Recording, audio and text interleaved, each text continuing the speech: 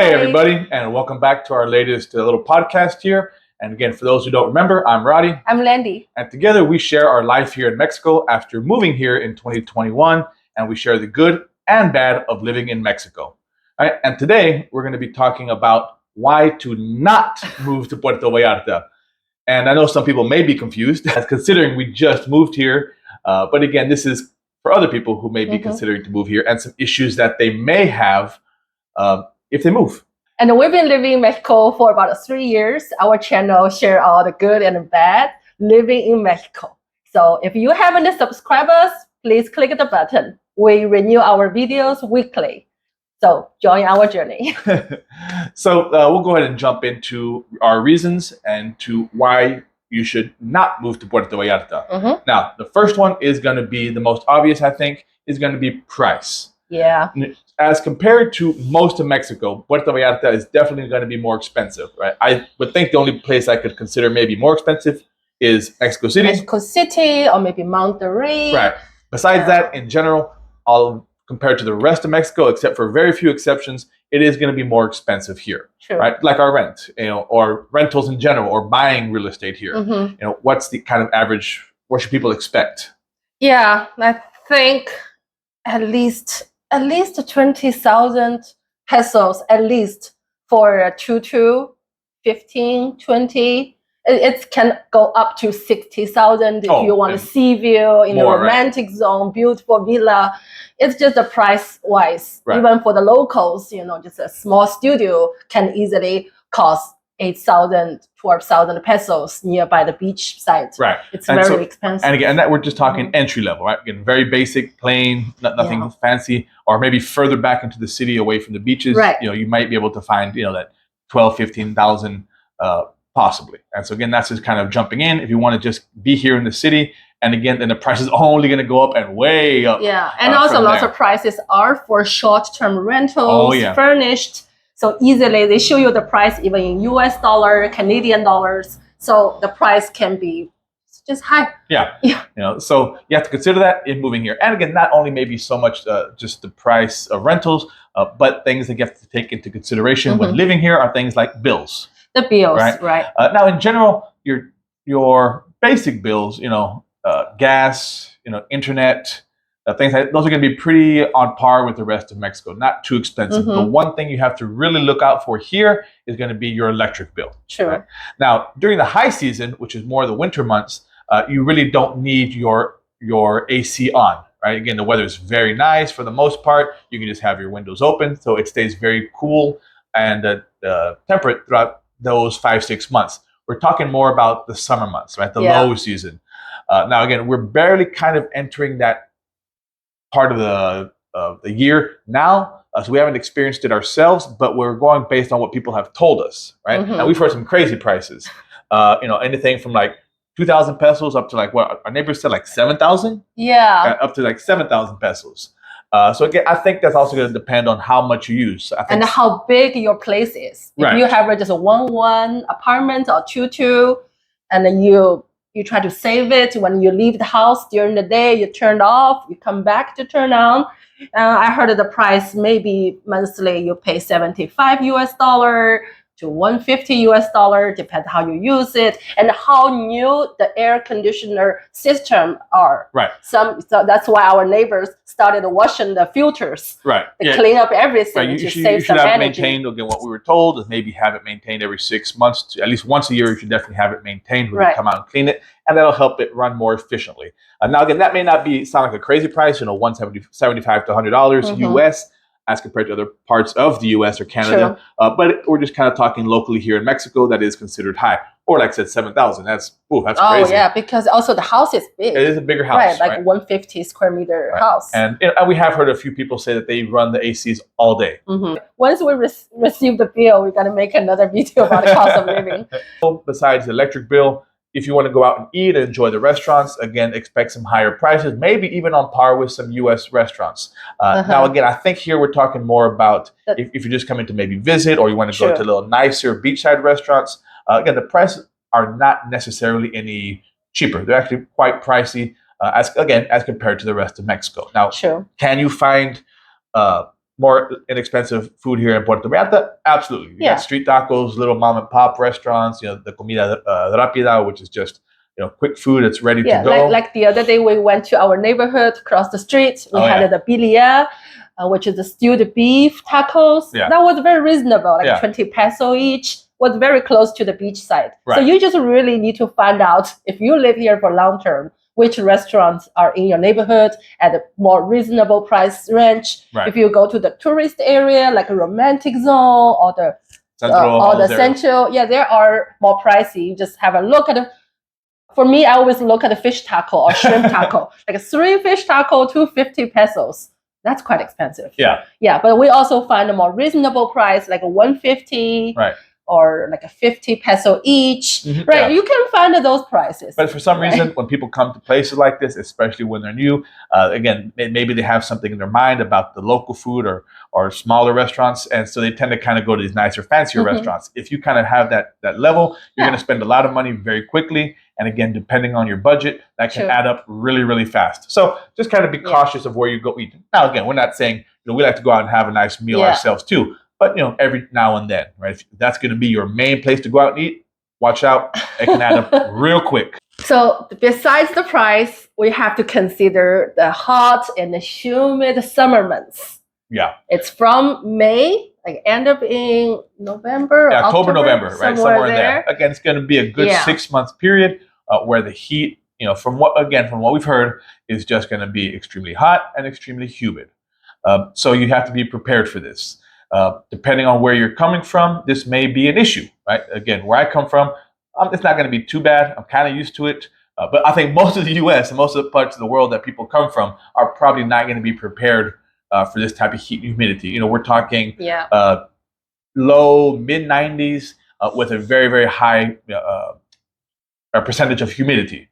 So be prepared for that and everything that comes with. And I think also during that time period you're also hitting the rainy season, right?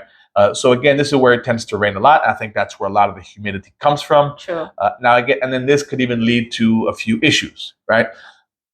Again, from what we've heard, there can be street flooding depending on what parts you live in. Yeah. So you have to be prepared for that because some of these thunderstorms can be quite torrential and just come down quick and fast. I heard it's close to the central, by the rivers. There are all the most flood can, and I also saw some videos, people talk about it, and also can cause some electricity, power outages. For days. Right, for days, right? So if you're not used to the heat, be prepared. Again, if you're going to come here for a short time in the summer or you plan to live here a long time, be prepared for those summers, the heat, humidity, and the rain. And make sure when you rent apartments, they do have air conditioner. That's important because in Puerto Vallarta, as we know, we stayed in some Airbnb before. It's weird. Like the living area includes kitchen area. There's no window AC. There's no central AC here. But what about window AC? Nothing. Right. They have it in the bedrooms. Yeah. Right. That's how it is here. Right. You really got to watch out where you stay. Right. Because some places they will advertise, and this is what happened to us. So we are speaking from personal experience. It said AC. Oh, cool. They even show you the remotes and they show you the units. Right. And then as soon as we got there, the biggest part of the house, right, didn't have an AC. Yeah. And that became a big issue along with some other things. Once I saw in the bedroom AC, and of course, you assume the whole house got AC. Right. Not the living area. Yeah. So be careful how they advertise. Again, were they lying? Not necessarily. They just weren't telling the whole truth. Another issue some people may have, and again, it depends on who you are, right? Some people may not mind this next one, but obviously Puerto Vallarta is very touristy. Right, you have people coming here in and out all the time, right, for short-term vacations. And again, for people like us, I don't think we mind it. We actually kind of like it. It adds kind of that little happy vibe to the city. People come here when people are on vacation; they tend to be in happy moods, so it kind of lends to the whole city and that vibe that it has. But for some people, they don't like that, right? They want to kind of experience that. If you want to experience the true Mexico, like people always like to say online, then this may not be the area. Or the city. Of course, are there some little pockets of some very local areas? Sure, you have to be able to do your research and look them out. But again, if you want to go down to the major areas, the Zona Romantica, Centro, Malecón, it's just you're going to be overwhelmed by the amount of tourists. Yeah, majority people are tourists. Right. Yeah. And again, local and national. Right. And of course, everything that brings with tourists, right? All the vendors, right? Everyone trying to sell you a tour. or trying to sell you something or food or constantly, some people may call it, pestering you all the time. You may walk down every 50 meters and somebody approaches you, come have dinner here. You want to buy this, you want to go on a tour. Yeah, but it also depends on which beach you go. The one close by us, I don't feel so overwhelmed by vendors. Right, I agree. Right? Maybe just a few, but some area, like most more touristy beaches. Yeah. As you get more towards the centro and the zona romantica, right? So again, you can avoid some of these things we're talking about by staying away from those areas, right? If you want to stay away from those touristy areas, like the main parts that people think about when they come to Puerto Vallarta, then you may be able to avoid it a little bit more. They'll still be there, right? But maybe not as much, like Landy said. So be prepared for that. But there are neighborhoods are more local stayed or majority tourists don't stay there. Right. You just need to find those neighborhoods. There are here. Right. But I think sometimes when people come to places like this to live, again, they have in their mind, I think we were talking about this earlier as an example, like Mexico City. When people go to Mexico City, especially foreigners, they tend to think of like two areas. I want to live in Roma Norte or Condesa, right? So it's kind of the same here. I think when people move here, they have that romantic idea in their mind. I want to live in the Puerto Vallarta that I see, the romantic zone, the centro estilo. But be prepared. Those are going to be the more touristy, high foreigner locations. Yeah. Right. So if you don't like that, just do a little research, find some other areas. We'll probably talk about that also in the future. Yeah. But it can be done. All right. So it's a very touristy area. What else? The next one is the hills. Maybe you only saw it in the video and the pictures. Oh, that's so pretty. All the houses on the hills. But also can cost someone's walking if you are not very capable or you have some knee challenging issues. That might be something not for you. But also generally, not everywhere has hills. Right. And mainly from romantic zone all the way to the central with the the Assembly area, that's more healing. If you go, especially when you get towards the romantic zone, right? Yeah. Right. So like I mentioned, again, if you want to live in those areas, because those are the popular areas you heard about, just be prepared that if you find a place further up or further back in those areas, you may have some issues, or you may find yourselves climbing up a lot of stairs or hills, some of them which are quite steep. Yeah, right? Steeper than you would expect. So again, I think sometimes people have, I'm fit enough and this and that, but you have to consider day in, day out, because I remember daily, day out, and if you don't have a car, that means you carry some water, grocery shopping.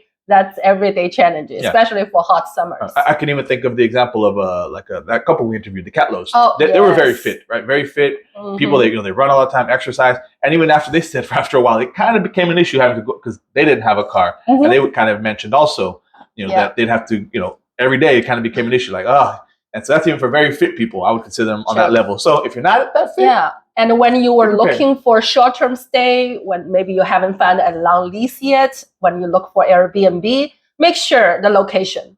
Sometimes they don't talk about it, but you can read from the comments. Right. That's where I found it. Not this one. It's on the high heels. No, it's too much challenging. And especially places like the romantic zone, because you may be on one street and when you go further back into the romantic zone, it's not that bad. But like one street over, it might say, we're only 3 blocks from the beach. But those 3 blocks, even one street difference can be going up a hill, for 3 blocks. So again, you really have to do your research, like Landy said, as far as where you're going to stay, if that's an issue, right? Because, or if you want to stay closer to the beach, be prepared to pay for it. True. Right? So you can avoid it. You just got to pay money for it. Yeah. All right. Next. Well, again, this kind of goes along with the whole idea of this being a touristy area, which is the noise. Right? And this also comes on different levels. Maybe not only what you're thinking about as far as the partying of the central part of the city. Now, because of course, all the partying, of a beach town is included when you come to Puerto Vallarta. People love to party here. Yeah, right? But on the Malacon, there are a few, like 4 clubs, but they open late. They open till 4, 5 o'clock in the morning. And I think it's close to the very popular hotel called Rosita or some hotel. Maybe. Don't count on me. Because I read some complaints, people staying in that popular hotel, and they heard those high bass. It's super, super loud. Oh, yeah. Every time we passing by, it's loud. Very loud. And the loudness can last to 4, 5 o'clock in the morning, because in Puerto Vallarta, there's no zoning law. So So they don't care. Right. And those are just on the Malecon. There are some other clubs in the romantic zone in Centro that also big clubs. And a lot of times you don't even see them. And from what we've heard, sometimes you just you walk by in the middle of the day and it just looks like some door. But I've heard again, because we've never been down there that late, but that door at 1 o'clock in the morning might open up, and there might be a club way back in there. Yeah, so you just don't know. Don't really know. So I think that goes back to reading comments and really doing your research about an area where you want to stay for long term, especially long term, because once you sign that lease, right, and then you find out the first night, 1, 2 in the morning, boom, boom, boom. Yeah, you need to talk to your neighbors. Yeah. Talk to a few neighbors. Make sure there's no loud clubbing sound around you. And another thing, well, I guess we'll talk about the zoning real quick. Like Landy mentioned, there is really no zoning laws here. So again, you don't really know what you're going to be by. I mean, there can be, house, bar, club, multifamily, there's nothing. They don't really separate things like that. So you have to be prepared for that. Again, I think just kind of reiterating what you said. So just do your homework. Make sure you talk to people, read comments before you move into an area, because there's no zoning laws. Especially when you buy it. Buy it. Like we stayed in one of the Airbnb in hotel zone. First time we stayed there, there's no beach club loudness. But the second time, all of a sudden, Friday afternoon, and that was super loud. Yeah. Now, luckily, that one ended early. Yeah. Right? They closed early. Not very late. Like I think 10 o'clock, it wasn't that bad. But that's just an example of a surprise you can find from one time to the next. So be aware with that. Yeah. Now, another thing is the construction. True. Right? Because Puerto Vallarta is such a popular area, it is constantly growing. It's definitely a booming town. For better or for worse, whether you like it or not, you can complain all you want, but it's happening, right? So again, this means that there could be lots of construction. Even last time we walked around during the day, the romantic zone, you could just hear every other block. You could just hear banging and machinery, jackhammers, breaking up the street and stuff. Constantly, and then just all of a sudden there's a building is being renovation. It was abandoned for a long time, and we saw people are just on it, working on it, and I was like, I feel so sorry for people who live around. Yeah, that wasn't just daily, really loud sound. Oh yeah, so lots of construction around, and again, there's not really much you can do to avoid it. Again, whether you rent long term or buy, again, it may be good for a year or two, and all of a sudden, here they go. So again, that's a little something harder to kind of plan. Now, there may be starting on one, so you kind of know that. But even in the future, you just don't know. Be prepared. Yeah. Now, the next one, again, we don't really mean this in a bad way for us. I don't think we really care. Oh, no. But for some people, this may be an issue, right? And Puerto Vallarta is known as one of the biggest gay-friendly LGBTQ communities in Mexico. It is very friendly. It is very open. Right, and so again, you go down to areas like the romantic zone in Centro, and even where we live, you just see a lot of gay couples. Now, again, for some people, they may have an issue with this, and if you do, again, or some people may have families and they may not want their families around it. Again, we're just talking about people who may consider being here, and to be prepared and be aware. Again, I think most people who come here don't really care. Yeah. But there are always people who do find issue with this, and if you do find issue with this, you may want to consider somewhere else. Sure. Right, because it's very friendly. It's, the LGBT community is everywhere. Clubs, living everywhere. So shops. Yeah, some of the shops. You may find yourself explaining some things to your children when they pass by a shop. So again, it's here. Be aware. If you don't like it, consider somewhere else, right? To possibly live or vacation. Something else you may consider may be, the beaches here. Now, of course, the beaches in general are very beautiful, very calming and relaxing. Now, what I mean by the beaches here is they tend not to be as like swimmer or kid friendly, right? You really need to find your spot. Right. Here in general, because the way the ocean is here, there's really no sandbars to kind of break up the wave. It just really drops off very quickly.